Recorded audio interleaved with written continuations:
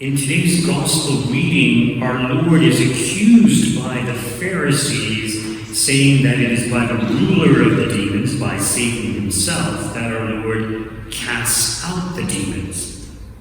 It's interesting if we consider, why is it that the Jewish leaders, the Pharisees, the ones who were supposed to be the most religious, why is it that they have such tremendous hatred for our Lord? So much so that they kind of claim he's in union with the demons, and it is by the ruler of the demons that he casts out demons, and then eventually even seeking his very death.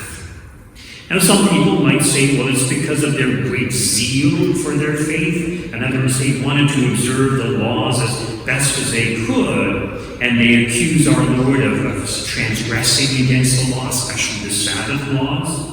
But as our Lord points out, even though they're very good at the minute details of the law, they overlook the weightier matters of the law. So that can't be the real reason as to why they hate our Lord so much and are angry with him. And even if our Lord was transgressing the laws of the Jewish people, which he wasn't, well, why is that such a big concern to them? Sure, they can address it, they can tell him, please observe the Sabbath, but no, they are angry with him, they make all kinds of accusations against him. Now, some people point out that it's because our Lord was very harsh with them, pointing out that they are whitewashed sepulchres. And it's true that our Lord did that, but initially our Lord was gentle with them. He tried to get them to see the light, but they refused. So eventually the language that our Lord used became harsher and harsher to make them realize that they are not in a good state. But if they believe that he's a lunatic or someone who works by means of demons, why should they care what he thinks or what he says? So that can't be the real reason either. Now, it's very possible it's a combination of reasons, and in most cases it is. But one other reason that has been put forward is that they're actually envious of our Lord. Why? Because these Pharisees, they were supposed to be the religious leaders. They were supposed to be the ones teaching the people. And if you remember with St. Paul, he studied under Gamaliel. So in other words, certain Pharisees had a good reputation. Everybody wanted to study under them, to be their disciple, to learn from them. So this is what the Pharisees desired for themselves. But they see this man, Jesus, coming, and the crowds are flocking to him and listening to his every word and marveling at the great deeds that he does. So they're jealous, they're envious. And when we allow envy to enter into us and to take hold of us, envy will lead to hatred, and in certain cases, even desiring the other person to die. So spiritual authors, they point out that when we are envious of someone, that when the person has something that we want, and we don't like it that they have it, it's a kind of sadness at the fact that they have that good, and we lack that good. And that sadness can lead to, as I mentioned, anger and hatred and even a desire to harm the person or to kill the person. So envy is something that we are all prone to. And the problem is that often we compare ourselves to the people around us. Now sometimes when we look at the lives of the saints and we look, wow, these saints were so great, in many ways it's good for us to desire those things, to have a kind of holy jealousy or a holy envy of those things and to desire them, but not in the sense of looking down upon the person or being sad, but rather a hopeful attitude of trying to get ahead and desire these things. In other words, to rejoice that the saints have the virtues and the good things that they have. And in fact, if you really care about someone and that person is doing well, let's say financially, you would rejoice at their success.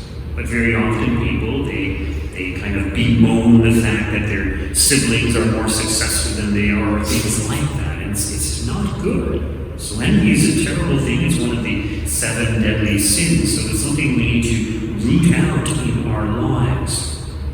So the Pharisees are envious of our Lord, his great success. And yes, they do see him as a threat because he's influencing the people away from their traditions, or at least he appears to be doing that, even though our Lord says that he will not change the law, not even the most minute detail of the law. So for all of these things, we could say that they were opposed to him. Now consider that these were the religious leaders of the time.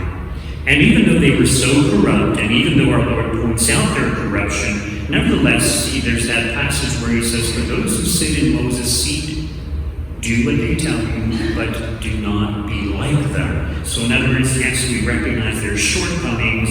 We do need to listen to them, their authority, when they are telling us good things, when they are promoting the law of Moses.